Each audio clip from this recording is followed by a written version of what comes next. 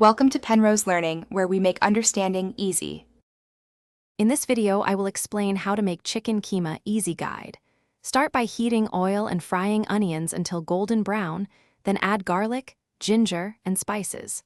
Brown the ground chicken in batches to avoid steaming and ensure caramelization for deeper flavor. Add tomatoes and simmer gently until the mixture thickens. Finish with fresh cilantro and a squeeze of lemon for brightness. Serve hot with rice or flatbread. Let's gather ingredients and explain a few helpful choices for tasty keema. Use 1 pound of ground chicken for about 4 servings and adjust for your household. Chop 1 onion finely and mince 2 cloves of garlic plus 1 inch of ginger for a fragrant base. Measure spices carefully and toast them lightly in oil for extra aroma. Keep tomatoes and fresh cilantro on hand for a bright finish. If you're enjoying this guide, please subscribe and like to support more home cooking videos. Quick recommendation: make meal prep easy with those leak-proof containers you saw earlier. They keep keema fresh and travel-friendly.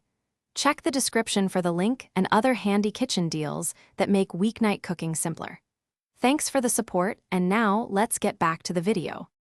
Follow these steps for consistent results and a soulful keema every time. First, sauté onions until golden and caramelized, then add garlic, ginger, and your ground spices. Add the ground chicken and brown it in batches so it sears instead of steams. Stir in chopped tomatoes and simmer gently until the mixture thickens and flavors meld. Finish with chopped cilantro and a squeeze of lemon, then serve with rice or warm flatbread.